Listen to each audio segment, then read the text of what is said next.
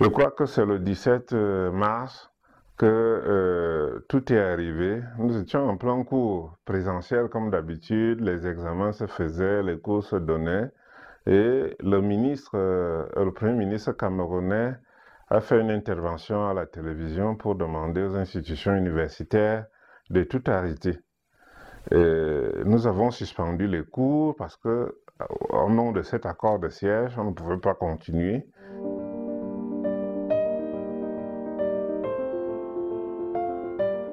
Le système même de gouvernance de l'Université catholique d'Afrique centrale euh, nous impose une anticipation prévisionnelle par rapport aux gestions de crise.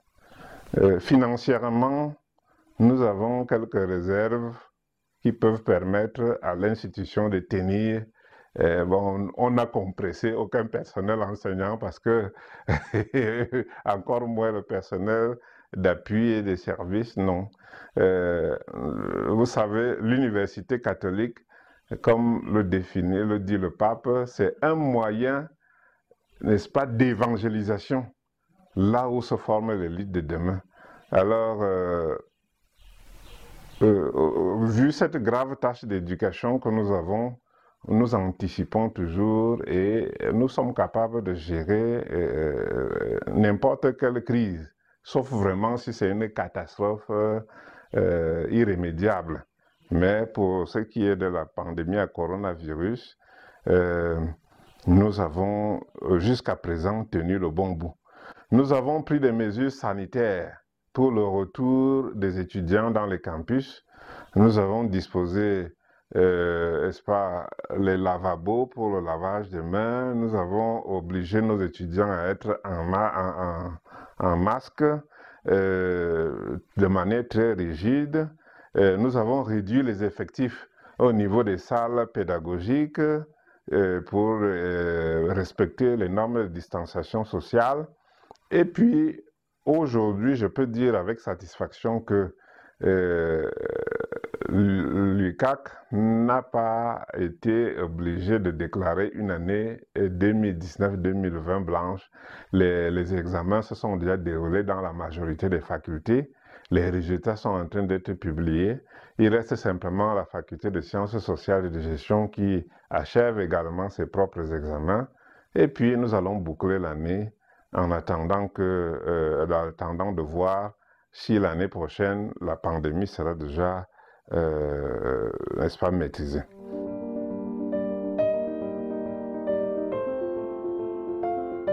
Pour assurer la continuité des enseignements, nous avons convoqué le conseil élargi du recteur qui rassemble tous les doyens, chefs d'établissement, et nous avons institué une commission de e-learning à l'UCAC. Donc, ce qui se faisait de manière embryonnaire dans certaines facultés est devenu la norme. Et à partir du 6 avril, nous avons entamé les cours en ligne. Moi, je crois que c'est une association entre le e-learning et le blended learning. Je crois qu'il y a une différence entre les deux parce que, on m'a dit, les cours en ligne obéissent à une pédagogie spécifique, mais je dois dire que c'est presque le présentiel, en présentiel, que les étudiants qui étaient déjà réfugiés dans leur maison au quartier ont pu continuer à suivre les cours. Cela a exigé une petite dépense en termes d'acquisition des masques, d'infrastructures numériques, etc. Mais cela nous a permis de relancer les cours et de continuer nos programmes comme si la pandémie n'avait pas stoppé notre engagement, notre année académique. Si bien que lorsque le gouvernement camerounais a autorisé la réouverture, n'est-ce pas, des établissements universitaires, nous on était déjà presque à la fin, n'est-ce pas, de nos programmes.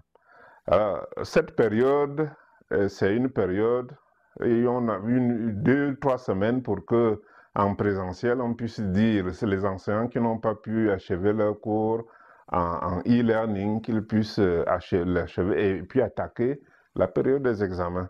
Et je crois qu'actuellement, tout se passe très bien.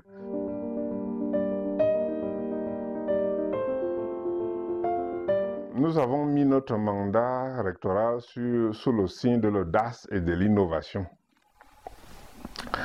Mon conseil restreint se réunit tous les mardis pour faire l'état de la situation et un conseil élargi avec tous les doyens a lieu à la fin de chaque mois.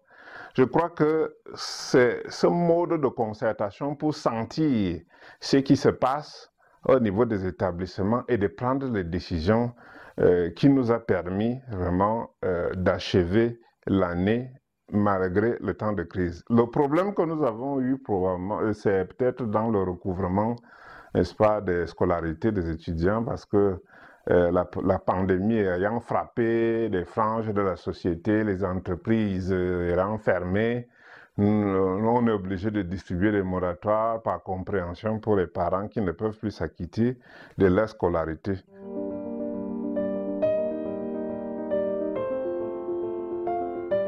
Je dirais donc deux choses à ce niveau.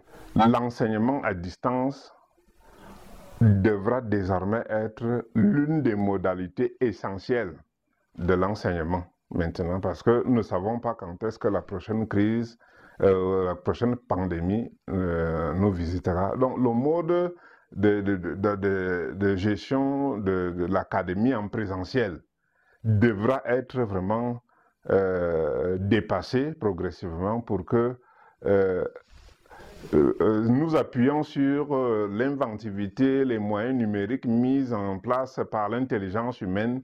Il va falloir que nous installions l'appareillage nécessaire pour que les cours en ligne soient une modalité essentielle.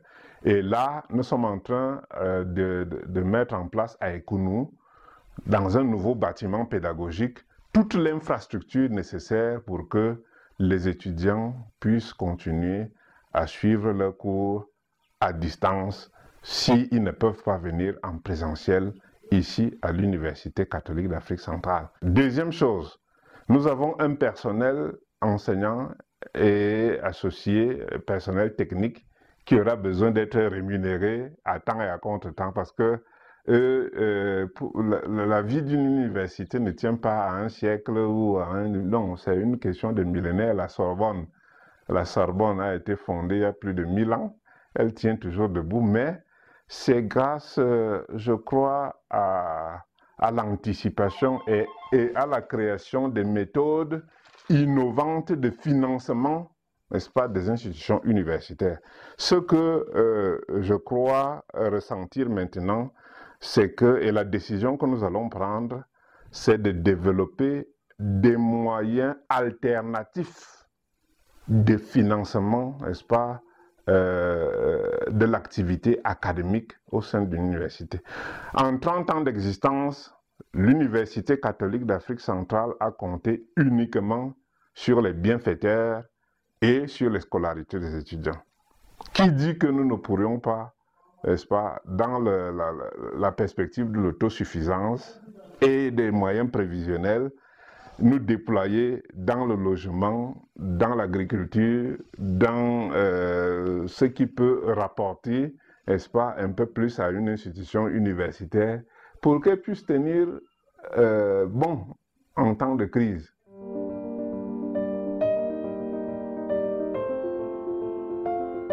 Au sortir de cette crise à pandémie, à coronavirus, les choses ne seront plus comme avant.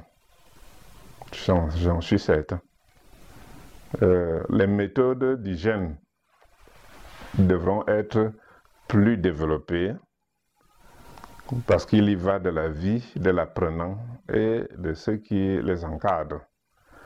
Je crois qu'il y aura la permanence, n'est-ce pas, des contrôles sanitaires, de dispositifs sanitaires qui était celui de la crise. Nous allons maintenir cela. La deuxième chose, c'est au niveau, comme je l'ai dit, du e-learning. C'était une modalité accessoire dans la pédagogie universitaire. Nous voulons mettre le e-learning et le blended learning au cœur même du système. Et nous devrons investir abondamment là-dessus. Donc, la numérisation de tout ce que nous faisons pour que l'activité d'éducation se poursuive. La dernière chose, c'est vraiment cette affaire d'autonomie financière des institutions. Je vois dans le monde entier, quand je constate que les grandes entreprises licencient, mettent la clé sous le paillasson, ou ont besoin de perfusions financières pour continuer à subsister, je me rends compte que l'université peut aussi mourir. Voilà à peu près ce que je peux vous dire de la manière dont nous envisageons la vie de l'université catholique au terme ou à la fin de cette crise que nous sommes en train d'envisager.